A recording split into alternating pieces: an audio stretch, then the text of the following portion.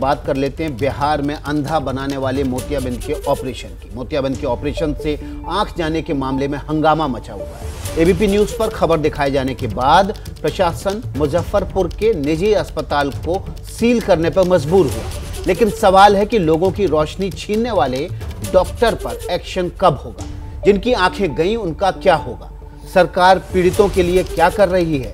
सरकार के हर काम पर सवाल उठाने वाला विपक्ष मुजफ्फरपुर के मोतियाबिंद कांड पर मौन क्यों?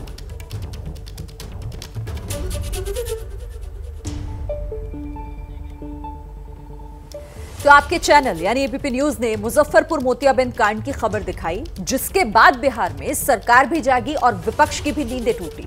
अब विपक्ष इस मुद्दे पर हमलावर है। आरजेडी सांसद मनोज झा ने कहा है कि बिहार के स्वास्थ्य इंतजामों के हालात पर नीति आयोग खुलासा कर चुका है। एक मुजफ्फरपुर में एक हादसा हुआ है। करीब 65 लोगों की आंख का ऑपरेशन हुआ था, जिसमें से 20 लोगों को अब जाके 22 तारीख को ऑपरेशन हुआ था, उनकी आंखें निकालनी पड़ी क्योंकि संक्रमण इन्फेक्शन हो गया था। स्वास्थ्य व्यवस्था के बारे में क्या कहेंगे? अभी कहूँगा नीति आयोग ने कह दिया ना, मेरे कहने से तो कोई बात नहीं बनेगी नहीं। और नीति आयोग के आंकड़े तेजस्वी जी के 10 नंबर या पोलो रोड के आवास पे तो बने नहीं है। केंद्र सरकार का एक संगठन है, उस संगठन ने आईना दिखा दिया है नीतीश जी को, लेकिन नीतीश जी इन दिनों आईना नहीं देखते हैं। वो एक अपने रेटोरिक में इकोसिस्टम में जीते हैं। जब तक वो उस इकोसिस्टम में जीते रहेंगे ना, बिहार का भला नहीं होगा। तो मुजफ्फरपुर में जिन लोगों की आंखें डॉक्टर ने छीन ली, अब उससे घटना से जुड़े हुए कई सवाल भी हैं। इन सवालों को हम बारी बारी से आपके सामने रखेंगे और ये सवाल हैं, अपराधियों पर एक्शन में देरी क्यों हो रही है? नीतीश सरकार से इस सवाल सीधे एबीपी न्यूज की तरफ से। नियमों को ताक पर रखकर एक दिन में 65 लोगों का ऑपरेशन कैसे कर दिया? तीसरा सवाल, जिनकी आंखें गईं उनके लिए क्या हो रहा है? नीतीश सरकार से ये वो सवाल हैं जिसकी जवाब जनता चाहती है। नीतीश कुमार पूरे मामले पर अब तक क्यों चुप्पी साधे हुए हैं? इतनी बड़ी घटना हो गई, मुख्यमंत्री की तरफ से कोई भी बात अभी तक नहीं कही। विपक्ष राजनीति चमकाएगा पर लोगों की रोशनी आंखों की चली गई है। क्या अपराधियों को नेताओं का संरक्षण है? ये एक बड़ा सवाल है। देखिए, आंखें छीनने वाले डॉक्टर भी किसी अपराधी से कम नहीं, और इसलिए नीतीश कुमार से हम ये सवाल पूछ रहे हैं। तो ये वो सवाल हैं जो आज हर कोई पूछ रहा है, लेकिन आप जरा सोचिए कि मुजफ्फरपुर में जिन लोगों की आंखें डॉक्टर की लापरवाही की वजह से चली गई, उन पर क्या बीत रही होगी? उनकी जिंदगी अब आगे कैसे चलेगी? आखिर कौन देगा उन्हें सहारा?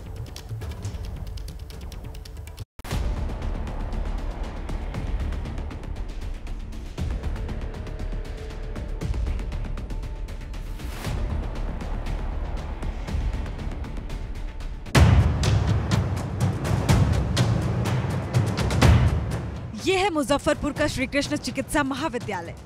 इस अस्पताल के आई वार्ड में मरीजों की भीड़ लगी है। हर बेड पर मरीज हैं।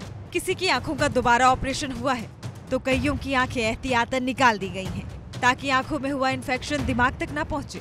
आप देख सकते हैं, आई हॉस्पिटल में जितने लोगों ने 22 तारीख को अपना ऑपरेशन करवाया था, उसके बाद सारे लोगों की आंखों की रोशनी चली गई, आंखों में इन्फेक्शन लग गया, जिसके बाद से सारे लोगों की आंखों को निकालना पड़ा है। करीब यहाँ पर अभी जो लोग हैं 10 से 12 लोग यहाँ पर हैं, जिनमें से कि कई लोगों की आंखों को निकाल दिया गया है और 1-2 लोग ऐसे भी हैं जिनके आंखों को कल निकाला जाएगा। मुजफ्फरपुर के ही रहने वाले भरत पासवान भी उन लोगों में शामिल हैं, जिनकी मोतियाबिंद के गलत इलाज के बाद आंखें निकालनी पड़ी है। भरत खेती-बाड़ी कर अपना और अपने परिवार का गुजर बसर करते थे, लेकिन अब परिवार के सामने रोटी का संकट है। कमाई छन त खाई छन, वह घर वह से चलैया हमारा। अब तक कोई हमारा नहीं। क्या लोग के परिवार?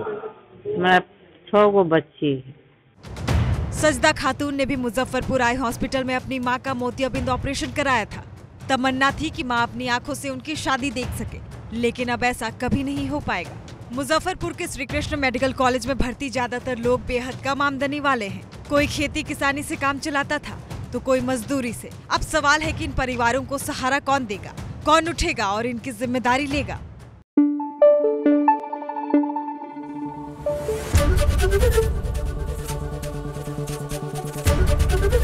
एबीपी न्यूज आपको रखे आगे।